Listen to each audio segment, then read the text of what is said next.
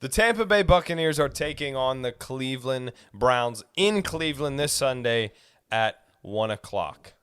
You know, the Bucs just came off their bye week, which hopefully was very productive. Gave the guys that were injured some rest. I saw today that Gio Bernard came back off injured reserve. That's big. So hopefully that was the case across the board, like we talked about last week. Maybe they got to do some self-scouting of themselves, figure out their own problems, definitely figure out what's going on with the run game. But obviously with Lenny going through some things and Rachaad White coming in clutch versus Seattle. Balling. Rachaad White for president. Sure. That might get some things going on the move. The Browns going into this game, they're 3-7. The Bucs are obviously 5-5. I believe the Browns' 3 wins this season are versus the Panthers, the Bengals, and the Steelers. And the Bucs have lost to both the Steelers and the Panthers. Pending, the Bengals. We'll see how that goes, this season. Yeah, I mean, they have Nick Chubb. He's I think they're averaging 150 yards or so rushing a game. We're averaging 70. Obviously, Rachaad White is going to come out and ball. As much of a dumpster fire organization as Cleveland, that's true. I mean, the absolute worst sports franchise on the face of the planet. They recruit bad people, just period. The good news is Deshaun Watson is not back. He'll be back the following week against the Texans. Surprise. But Jacoby Brissett's been playing very well for them. Yeah, he's balling. They may not even bring Deshaun back. He may just go to jail. He should. I mean, you never know. Here's the deal.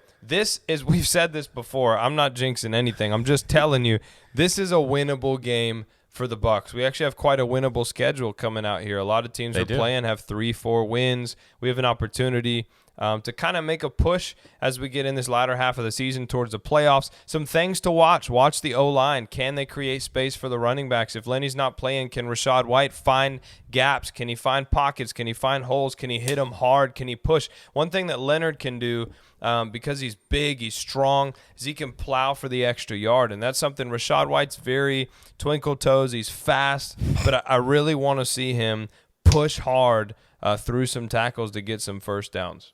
Definitely. Obviously, we saw what happened in Buffalo this last week where 6 feet of snow. Do you think that comes into play at all in Cleveland? Well, it doesn't for Tom Brady. That's one thing I can tell you. Obviously, he played up in New England almost his entire career. So the ball is going to be where it needs to be. Our receivers who already catch like they're playing in the snow, like in a regular game, man, if I see Chris Godwin drop another pass, look. No. Scotty Miller. Oh. Off the face mask in the end zone. Look, what are we doing?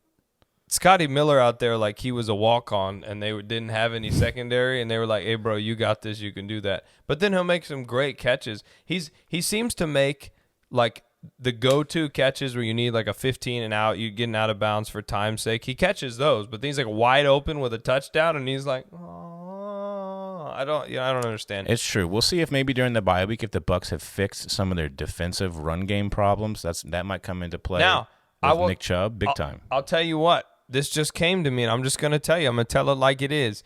Begin to watch social media in regards to Gronkowski. I think we're getting on week 11 here, and we're coming up on our week 12 prediction, the return of Gronkowski. And I'm telling you what, he's getting a little bit, angsty right now. I could just tell. You just look him. He's sitting with his pool floaty and his beer, and he's sitting there doing nothing. And I'm telling you, it's getting to him. I think it might have been a different story if the Bucs were 10-0 at this point, but 5-5. Yeah, he ain't trying to come back to then suck and lose, But we got Cade Otton, Braid's back, so it's gonna look good. We're excited for the game. Drop a comment. Let's see some score predictions. I'm going something insane. I'm going to go 27-3 Bucs. I'm not even going to make one because that just threw all train of thought out of my body. Because it's impossible, and I'm all for the impossible. All things are possible to him who believes. The Buccaneers can do it. I think it's like 50.7% in favor of the Bucs right now. Like the world thinks that the dumpster fire. But the Cleveland, Bucs are 3-point favorites. Well, hallelujah. There you go. Let us know in the comments below what you think is going to happen this Sunday in Cleveland. Thank you guys for liking, commenting, and subscribing as always, and we will catch you next time on the boat parade.